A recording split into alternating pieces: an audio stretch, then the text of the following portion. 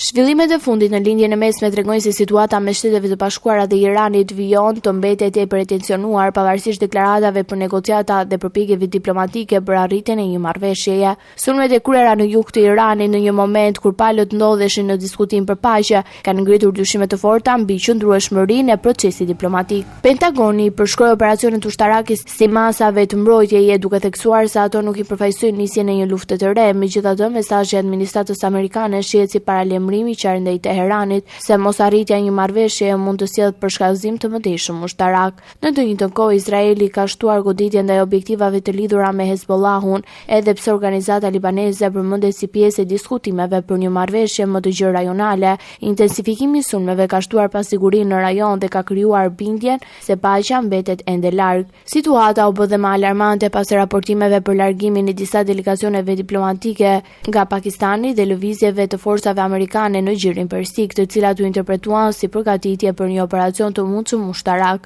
Në kulmin e tensioneve, Donald Trump deklaroi papritur se një marrëveshje paqeje është pranë, por zhvillimet e fundit tregojnë se negociatat mbeten të brishta dhe të paqëndrueshme. Një nga pikat më të debatueshme është kontrolli I ngushticës së Hormuzit, një nga rrugët strategjike për transportin e naftës botërore. Washingtoni kërkon që kalimi në këtë zonë të mbetet I lirë dhe pa tarifa, ndërsa Irani pranon hapjen e saj, por kërkon pagesa të lidhura me mbrojtjen mjedisore dhe sigurinë detare. Pa që ndjeshëm mbetet e programi bërthamor iranian, Shtetet e Bashkuara kërkojnë që uraniumi I pasuruar I Iranit të dorëzohet te Washingtoni për t'u shkatëruar, ndërsa Teherani ka shmangur një përgjigje të drejtpërdrejtë mbi këtë kërkesë, sipas raportimeve ndërkombëtare. Irani ka propozuar që materiali bërthamor të transferohet në Kinë, por ideja është kundërshtuar menjëherë nga Shtëpia e Bardhë. Ndërkohë, Donald Trump ka shtuar edhe një tjetër kusht në tryezën e negociatave duke kërkuar zgjerimin e marrëveshjes së Abrahamit. Ai synon që vendet e rëndësishme arabe si Arabia Saudite, Katari, Egjipti dhe Jordania të normalizojnë marrëdhëniet me Izraelin, një kërkesë që pritet të hasë vështirësi të mëdha politike në rajon.